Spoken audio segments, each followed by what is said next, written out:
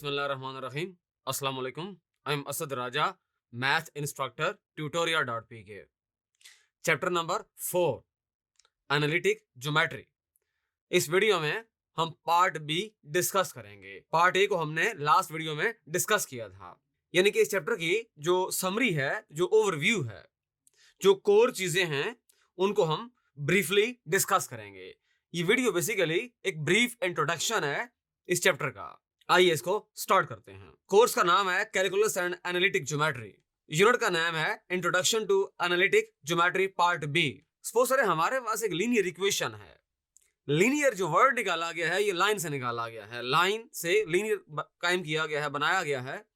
अब जो दो वेरिएबल्स में जो लीनियर इक्वेशन होती है उसकी जो स्टैंडर्ड फॉर्म होती है, जनरल फॉर्म होती है, वो होती है ax plus B Y plus C equal to 0। तो हमने ये बात माइंड में रखनी है कि कोई भी linear equation in two variables ax plus B Y plus C equal to 0, ये बेसिकली स्ट्रेट लाइन को शो करती है in the coordinate plane. Theorem है the linear equation ax plus B Y plus C equal to 0 in two variables x and y represents a straight line. A linear equation in two variables x and y is ax plus by plus c equal to 0, where a comma b and c are constants and a and b are not simultaneously 0. ये a अगर 0 हो जाए तो तब भी वो linear equation रहती है, फिर वो ट्रांसफॉर्म हो जाती है y इक्वल टू कांस्टेंट। और आप समझते हैं कि जब y होता है कांस्टेंट तो लाइन असल होती है parallel to the x axis. और अगर b 0 हो जाए यानी कोएफिशिएंट ऑफ y 0 हो जाए तो x हो जाएगा कांस्टेंट, और जब x होता है कांस्टेंट तो लाइन हासिल होती है पैरेलल टू y एक्सिस। अगर a भी 0 हो जाए, b भी 0 हो जाए फॉर एग्जांपल, तो फिर क्या होगा? फिर कांस्टेंट आ जाएगा c इक्वल टू 0, तो वो कुछ भी नहीं होगा, नथिंग। तो ये बात हमने माइंड में रखनी है जो थ्योरम की स्टेटमेंट में हमने सीखी। ये देखें, ये एक लाइन है, ये कोई भी एक स्ट्रेट लाइन है, एग्जाम्पल है इसकी जो थ्योरम हमने डिस्कस किया। ये हमारे पास इक्वेशन है और ग्राफ ड्रा किया गया है लाइन का। इसको ax plus B Y plus C equal to 0 को जनरल फॉर्म भी कहते हैं और standard form of linear equation भी कहते हैं। तो जो नेक्स्ट थ्योरम है हमारे पास, ये जो इक्वेशन है ax plus B Y plus C equal to 0, इसको हम डिफरेंट फॉर्म्स में ट्रांसफॉर्म कर सकते हैं। हमने पिछली वीडियो में कुछ इक्वेशंस ऑफ स्ट्रेट लाइंस को डिस्कस किया था जिनके अंदर हमने 6 फॉर्म्स को सीखा था। इस इक्वेशन को उन फॉर्म्स में ट्रांसफॉर्म कर सकते हैं। पहली फॉर्म स्लोप इंटरसेप्ट फॉर्म, यानी कि इस इक्वेशन को हम इस फॉर्म में ट्रांसफॉर्म कर सकते हैं। दूसरी फॉर्म है पॉइंट स्लोप फॉर्म, तीसरी फॉर्म है सिमेट्रिक फॉर्म, चौथी फॉर्म है 2 पॉइंट्स फॉर्म, पांचवी फॉर्म है इंटरसेप्ट फॉर्म, छठी फॉर्म है नॉर्मल फॉर्म। यानी कि इक्वेशन तो एक ही गिवन होगी स्टैंडर्ड फॉर्म में, उसको हमारी रिक्वायरमेंट के मुताबिक अगर हमें नीड हुई तो हम उसको उसमें ट्रांसफॉर्म कर सकते हैं, जो नाम यहाँ पर लिखे हैं 6 फॉर्म्स। अब सपोज करें हमारे पास एक कोऑर्डिनेट प्लेन है, उसके अंदर है एक्स एक्सिस और है वाई एक्सिस और एक स्ट्रेट लाइन है। हमारे पास एक पॉइंट है, कोई एक पॉइंट है, पर्टिकुलर पॉइंट है। तो अब होगा ये कि उस पॉइंट का उस लाइन के साथ जो होगा रिलेशनशिप, वो कैसे होगा? अब अगर देखा जाए तो लाइन कहीं पर भी लाई कर रही है सपोज करें और पॉइंट कहीं पर भी है, तो 3 बातें हो सकती हैं। या तो वो पॉइंट उस लाइन के ऊपर आएगा, या उस लाइन से अबव लाई करेगा, या उस लाइन से बिलो लाई करेगा। देखें जरा, consider a non vertical line. Condition ये है कि उसका एक इंक्लाइंड लाइन हो, कोई इंक्लिनेशन हो, एंगल हो कोई alpha with the x axis, vertical ना हो। L ax plus by plus c equal to 0 in the xy plane, यानी coordinate plane. Obviously, each point of the plane is either above the line or below the line or on the line. Line के ऊपर भी infinite many points होते हैं, plane के अंदर आप समझते हैं इनफाइनाइट मैनी पॉइंट्स होते हैं। लाइन के ऊपर भी पॉइंट्स होंगे और लाइन के नीचे भी पॉइंट्स होंगे। तो ये position of a point with respect to a line in the coordinate plane, ये सिंपल बात है। अच्छा, अब 2 लाइंस को हम डिस्कस करेंगे। For any 2 distinct lines, suppose करें हमारे पास 2 कोई डिस्टिंक्ट लाइंस हैं, दोनों एक जैसी नहीं है। एक का नाम है L1, दूसरे का नाम है L2। L1 की जो इक्वेशन है वो है a1x plus b1y plus c1 equal to 0, और जो L2 की इक्वेशन है a2x plus b2y plus c2 equal to 0। हमारे पास 2 डिफरेंट लाइंस हैं। डिस्टिंक्ट का मतलब ये होता है मुख्तलिफ, जो यूनिक हूं, जो एक जैसी ना हो। तो फिर अब कुछ कंडीशंस हैं, वो 3 केस है हमारे पास, कोई एक केस होल्ड करेगा। अगर एक केस होल्ड कर जाएगा तो बाकी का चांस नहीं रहेगा। वो केसेस क्या हैं? पहला केस है L1 पैरेलल टू L2। अगर हमारे पास कोऑर्डिनेट प्लेन है, उसके अंदर कोई सी दो लाइंस हैं, तो होगा ये, पहला केस में हमने इस बात माइंड में रखनी है कि हो सकता है कि दोनों लाइंस पैरेलल हों। अगर वो दोनों लाइंस पैरेलल हुई तो बाकी दो केसेस की जरूरत नहीं होगी। यानी कि एक ऑप्शन ये है कि लाइंस पैरेलल भी हो सकती हैं। दूसरा केस क्या है? वो आपस में परपेंडिकुलर भी हो सकती हैं, यानी L1 is perpendicular to L2 या L2 is perpendicular to L1। ये दूसरा केस है। अगर वो पैरेलल होंगी तो परपेंडिकुलर नहीं हो सकती, अगर वो परपेंडिकुलर होंगी तो पैरेलल नहीं हो सकती। अगर दोनों केसेस नहीं है, फॉर एग्जांपल ना तो वो पैरेलल है और ना ही परपेंडिकुलर है, फिर क्या होगा? फिर थर्ड केस ये है कि वो दोनों लाइंस इंटरसेक्टिंग लाइंस होंगी। यानी कि ये दो केसेस होल्ड नहीं करेंगे तो फिर क्या हो जाएगा? वो इंटरसेक्टिंग होंगी, ना तो वो पैरेलल होंगी और ना ही परपेंडिकुलर होंगी, सिंपली इंटरसेक्ट करेंगी। अब फॉर एग्जांपल हम जो डिस्कस कर रहे हैं, जो चीज हमारे अंडर डिस्कशन है, वो है standard form of linear equation, यानी ax plus by plus c equal to 0। इस इक्वेशन के अंदर देखा जाए तो a जो है, स्मॉल a, वो कोफिशिएंट ऑफ x है, और जो स्मॉल b है कोफिशिएंट ऑफ y है, और जो c है ये कांस्टेंट टर्म है। अब अगर ये इक्वेशन हमें गिवन है और हमें स्लोप चाहिए उस लाइन का, फॉर एग्जांपल, तो कैसे करेंगे? हमने फार्मूला माइंड में रखना होगा कि slope of that line is equal to minus time of coefficient of x over coefficient of y, यानी minus a over b। Formula देखें, लिखा हुआ है if l equal to ax plus by plus c equal to 0, तो जो formula होगा slope का m is equal to minus a over b, इसको अप्लाई कर सकते हैं। फिर हमारे पास जो नेक्स्ट हमारे पास एक इंपॉर्टेंट चीज है जो हमने माइंड में रखनी है, two non parallel lines intersect each other at one and only one point. अगर दो लाइंस हमारे पास पैरेलल हैं तो फिर तो वो इंटरसेक्ट नहीं करेंगी, वो तो बात खत्म हो गई। लेकिन अगर वो दो लाइंस कोऑर्डिनेट प्लेन के अंदर हैं और वो पैरेलल भी नहीं है, दो बातें होना जरूरी है। एक तो दो लाइंस का उस कोऑर्डिनेट प्लेन के अंदर लाई करना जरूरी है। स्पेस की बात हम नहीं करेंगे यहाँ फिलहाल, वो हमारे स्कोप से बाहर है कि स्पेस में दो लाइंस जब होती हैं तो वो अलग केस है। फिलहाल हम कोऑर्डिनेट प्लेन की बात करेंगे। कोऑर्डिनेट प्लेन के अंदर अगर दो लाइंस हैं तो अगर वो पैरेलल नहीं है तो वो फिर क्या होंगे? इंटरसेक्टिंग होंगे। उनका जो पॉइंट ऑफ इंटरसेक्शन होगा वो सिर्फ एक ही होगा, यानी एक से ज्यादा नहीं हो सकता। One and only one point.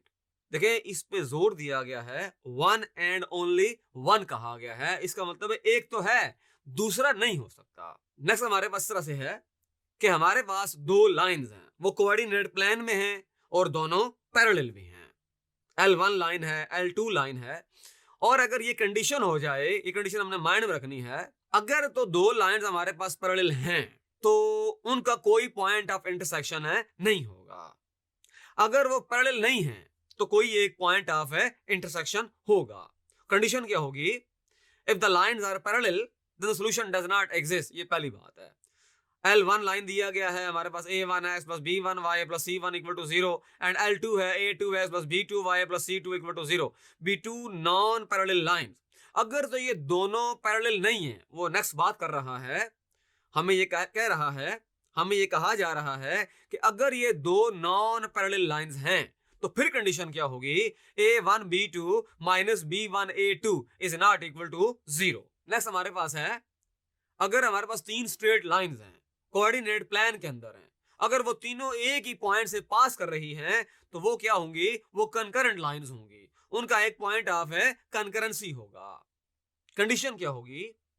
Condition ये है, L1 है हमारे पास a1x plus b1y plus c1 equal to 0, L2 है a2x plus b2y plus c2 equal to 0, L3 है a3x plus b3y plus c3 equal to 0।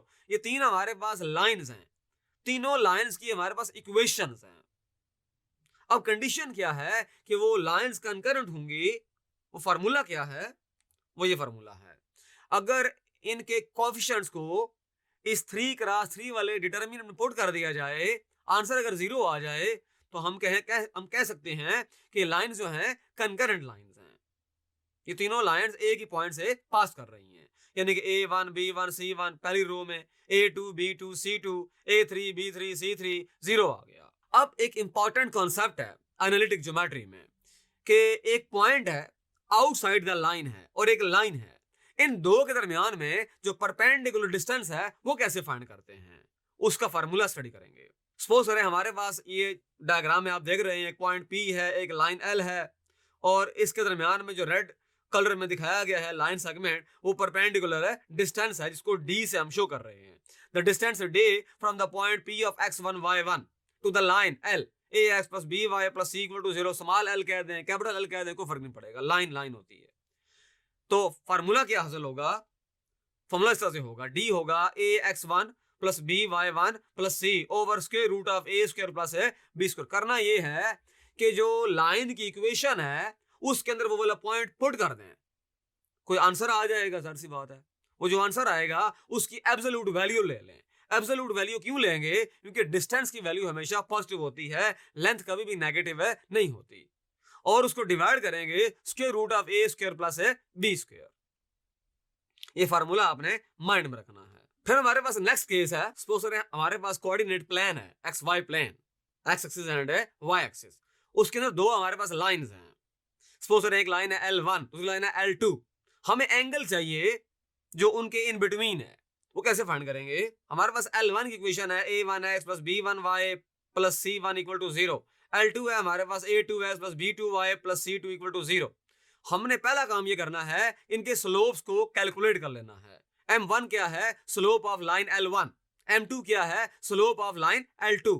Slope का जो formula है वो हम डिस्कस कर चुके हैं, क्या होता है m equal to minus a over b, coefficient of x over coefficient of y। तो अगर हमारे पास उनके स्लोप्स आ जाएं, यानी कि दोनों लाइंस के स्लोप्स अगर आ जाएं, तो ये फार्मूला हम पुट करेंगे tan theta equal to m2 minus m1 over 1 plus m1 m2।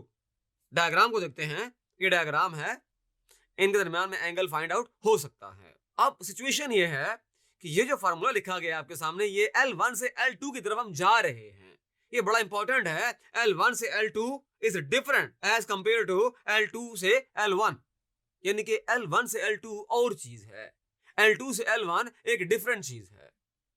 तो जब फार्मूला अप्लाई करेंगे L1 से L2 की तरफ, तो ये आएगा m2 पहले आएगा माइनस m1 होगा, लेकिन जब हम L2 से L1 की तरफ जाएंगे फार्मूला डिफरेंट होगा। फार्मूला ये होगा L2 से L1 m1 माइनस m2 और 1 प्लस m1 m2। ऊपर वाला जो न्यूमरेटर है उधर एक्सप्रेशन चेंज होगा। अच्छा, ये tan थीटा की जब वैल्यू आ जाएगी तो आप कैलकुलेटर से ये करेंगे कि उसका tan इनवर्स अप्लाई कर देंगे, तो एंगल की वैल्यू आ जाएगी। एंगल ऑब्वियसली रेडियन में आएगा, तो उसको डिग्री मिनट और सेकंड में कन्वर्ट करना कोई इशू नहीं होगा। तो ये फार्मूला है एंगल निकालने का बिटवीन टू लाइंस। अब कुछ कंडीशंस हैं कि अगर दो लाइंस आपस में परपेंडिकुलर हो जाएं फिर क्या होगा, और अगर पैरेलल हो जाएं तब क्या होगा।